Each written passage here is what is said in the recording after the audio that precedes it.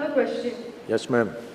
Um, you're able to come to many colleges and give many more speeches, and I think it's just a single life, right?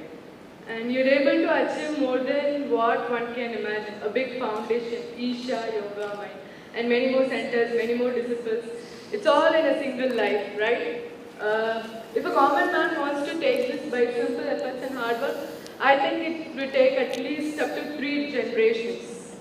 And you have done it within a single life. So what's the secret behind your success? As a child, did you blow soap bubbles?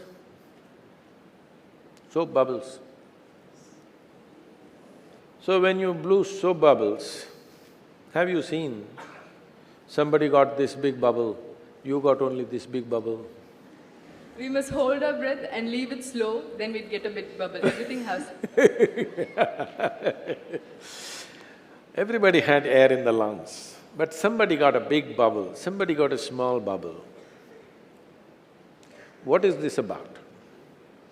See, when it comes to body, this is my body, that is your body, 100% clear, no confusion about this, isn't it? This is my body, that is your body. This is my mind, that is your mind. But when it comes to life, there is no such thing as my life and your life. This is a living cosmos. How much life will you capture within your system will determine the size and scope of your life. Somebody got a big bubble, somebody else got a small bubble, poop, it went off. You cannot identify where is my air and where is your air, isn't it? So similarly, when it comes to life, there is no such thing as my life and your life, but distinctly my body and your body, my mind and your mind, but no my life and your life. There is life, abundant life. This is a living cosmos. How much life will you capture within yourself will determine the scope and range of your life. What one person can do in 100 years, somebody may do it in 10 years. Because of the sheer intensity of life. When I say intensity of life, it may translate in many different ways. See, there are times, for example, certain businesses have grown. Let us say, some business like, in United States this become a fad, within 3 years somebody is billions of dollars of worth of business. Let us say Microsoft has grown or Facebook has grown or something like this has grown. This is largely because of technological breakthroughs and somebody rides that technology.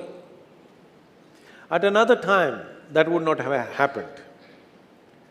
So that is different. But if you want to create something really large, really significant, large or small is not the point, significance, then you need intensity of life. One thing is the scale of life that you capture. This is what I said earlier when I said yoga, obliterating in boundaries of your individuality means, in a way, you are allowing universe to invade you. When universe is not against you, but it invades you or it's a part of you, then you have abundance of life. When you have abundance of life, you will not hesitate to share.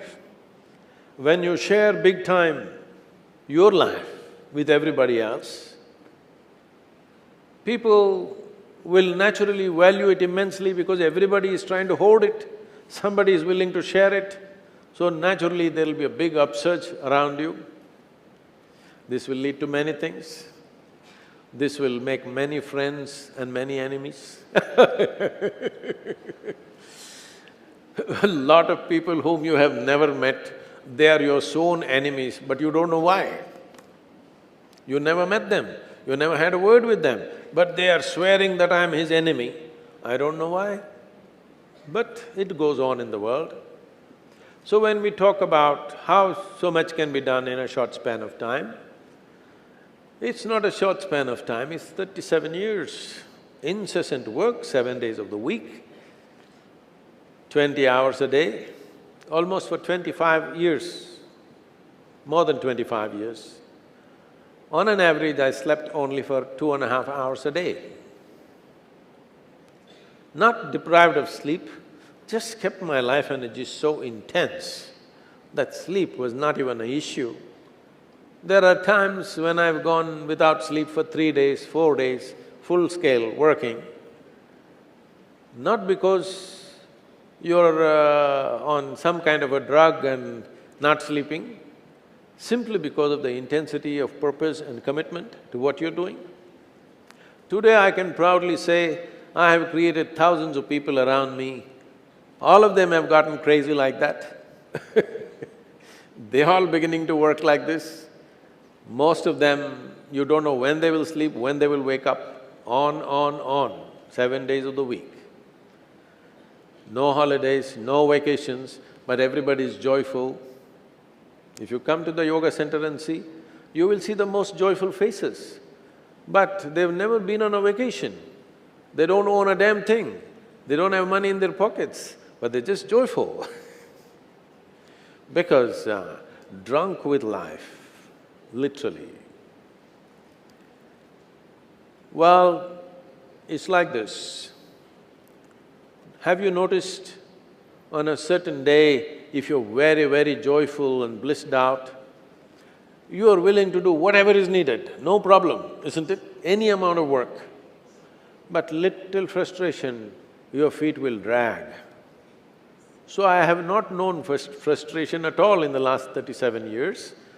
Not that everything goes right, many things don't happen the way I want.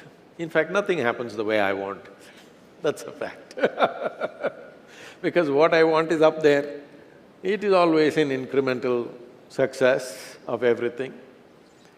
But because of the sheer intensity of purpose and focus, when some movements we started and people gathered in millions, somebody told me, a very prominent person in the country, Sadhguru, this kind of crowds happened only when Mahatma Gandhi came. I said, no, see, don't compare, because Mahatma Gandhi had a huge advantage. He had an enemy. There was somebody to fight. When you have an enemy, you can gather masses. Now, my whole thing is, I'm constantly reminding people, there is only one enemy in your life, that's you. If you fix this one person, everything is fine with you. Yes or no? You have only one enemy, that's yourself. If you fix this one person, this is a wonderful life. So, when there is no external enemy, moving people towards a purpose is very difficult. But people have moved wonderfully, not just in India, around the world. People are putting a lot of pressure in various countries. Sadhguru, you've done enough in India, you must come and stay here, stay there, do this, do that. Why I'm telling you this is, you are young people. Each one of you, if you become a dynamo of energy and activity, this country, which is a nation of young people, will prosper and become a miracle like no other, because we have the largest number of young people. If you get the necessary intensity and balance within you, this is important.